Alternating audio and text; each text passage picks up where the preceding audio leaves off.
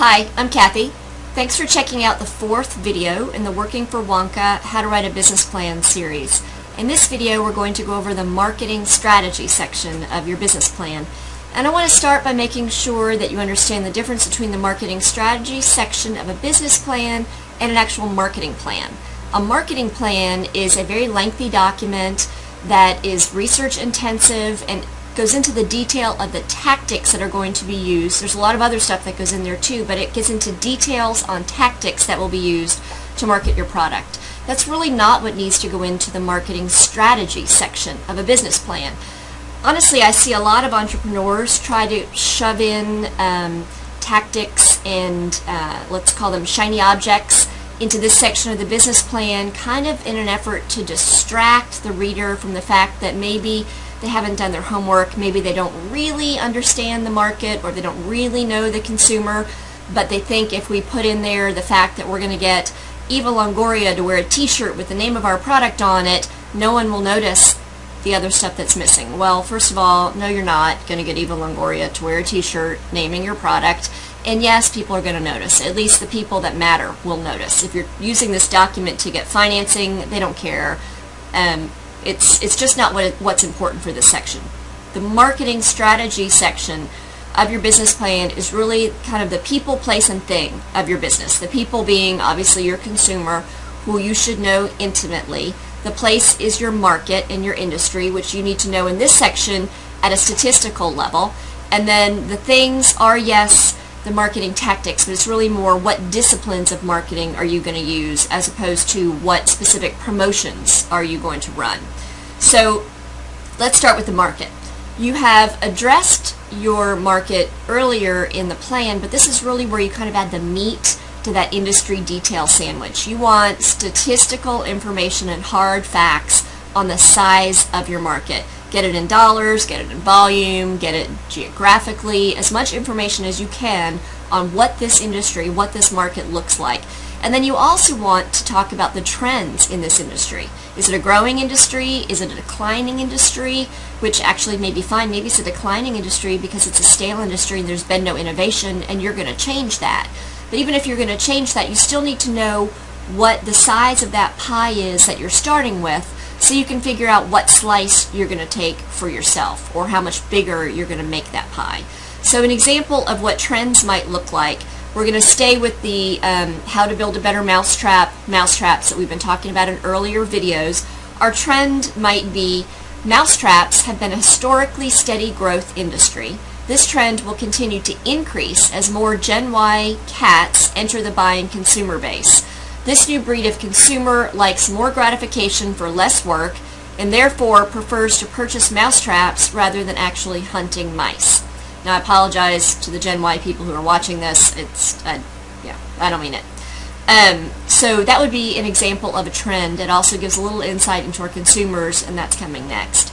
In this section of your market, you also want to list out who are your key competitors, and not just by name. List out what's their market share by volume, by dollar, by key customer, if you have that information. And then you definitely want to list out who are the key customers in this area, because that's going to help drive the sales strategy section. After the marketplace, we're going to talk about who are the consumers. Who are these people that we think we're going to take this money from? You want to list the demographics, which is age, gender, race, geography, psychographics, which doesn't mean your consumer's crazy. It's their lifestyle, their behaviors, their attitudes, and then their purchase behavior. How are they currently purchasing the product? Even if it's not your product, how do they currently purchase your competitor's product, and how are they purchasing and using your product if you have a product? An example of how all of that might look is, let's say our primary target is a 3 to 7 year old male feline. This cat lives indoors in all regions of the U.S. and lives in estimated numbers of 23 gajillion. I have no idea how many house cats there are, nor do I care to know. Dog person. An example of psychographics might be, our target consumer is a laid-back, lackadaisical, fat cat. He's a house cat that has been spoiled by its owners and therefore has lost the ability and/or the desire to hunt for food. Now this could go on, for quite a bit. As much information as is really relevant to your business plan should go here. An example of purchase behavior might be Due to the slothful nature of the target's lifestyle, almost 80% of the target's mousetrap purchases are done online. The remaining 20% of purchases take place at flea markets and garage sales. Now that helps us understand where we need to go when we start looking at the channels of trade that we're going to target with our sales. Now let's focus on the brand. The most important thing you need to do is learn how to position your brand in your consumers' minds, and a lot of people find this confusing. You can find more information on this on Working for Wonka, or shoot me an email. If you have a question, contact information is on Working for Wonka. But start with this sentence. If you can put your brand into this sentence, you can work out positioning. If you say, to my target, my brand is, and then give a frame of reference. It doesn't have to be a frame of reference in the same category. It doesn't have to be a competitive brand. You just want to say, what can I compare this to that works with my point of differentiation, with my unique selling proposition? So let's use this for an example. Let's say that I had a used car dealership I sold to low-income consumers, and I included a dead body in the trunk of every car I sold. But you never knew what kind of dead body it was going to be. It might be a polar bear, it might be a terrorist, who knows? It's a surprise. Well, my frame of reference might be Cracker Jacks. You know, there's always a surprise in the box, and you never know what you're going to get. So for this sentence, I would say, to low-income consumers, that would be the target for this brand, Crappy Cars is the Cracker Jacks that gives me a surprise with every sale because it includes a dead body in the trunk. Did that make sense? Let's look at it for our mousetraps. We might say, to lazy cats, that's our target, Better Mousetraps is the Fancy Feast. Now, Fancy Feast is that cat food brand that comes in the can. You see the ads, and it's always in a crystal serving dish. You don't have to keep a frame of reference that's in your category, as we just showed with the Cracker Jacks, but it works well for this one. So to lazy cats, Better Mousetraps is a Fancy Feast that turns dinner into a fresh gourmet meal because the traps attract tastier high-end rodents. And if you've been watching the other videos, you remember that our mousetraps come with flat screen TVs and bars and whatnot, and because of that we get very rich rodents, rich tasting rodents for the cats.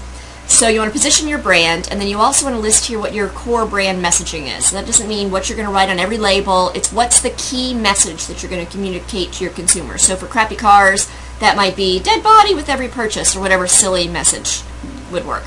And then your pricing model. You don't need to get deep into financials because we do that in the financial section, but you want to say, are you the opening price point in this category, or the OPP if you're selling to Walmart?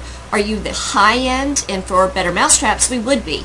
We would be the luxury item in this category. You want to put that information in your brand section.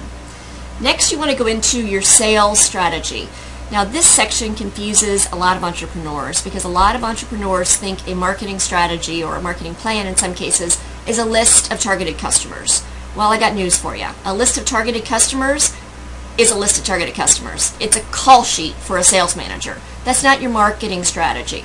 Your marketing strategy defines your market, then defines and identifies your consumer, figures out how your product is different, how you're going to reach them, and then you build your sales strategy from that. So from everything we've defined in Better Mousetraps, it's a luxury item.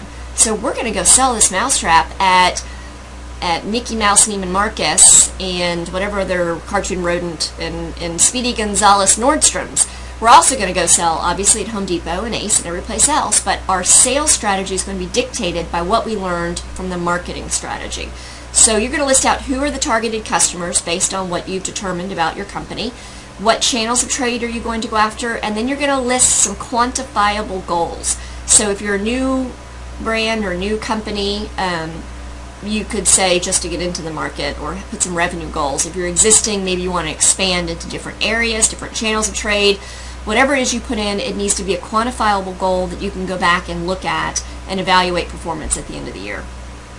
Lastly, we are going to talk about tactical areas, but again, it's what sandbox in the marketing arena are you going to play in, not exactly what castle are you going to build. So for instance, we're going to do promotions. We're going to do on-pack, we're going to do in-pack, we're going to do sweepstakes, we're going to do a complete public relations campaign, and we're going to target lifestyle magazines like I can't think of a single lifestyle magazine at the moment, but you understand what I mean. We're going to do discounting and couponing, which honestly, based on what we've just defined about this consumer, is completely off strategy, so let's pretend we didn't say that. We're going to have a web presence, and we're going to have a complete social media campaign. You can give a little bit of information about them, but do not make this section about the bling and about the evil Longoria in the tight t-shirt. It's not worth it, and it's not what needs to go in here.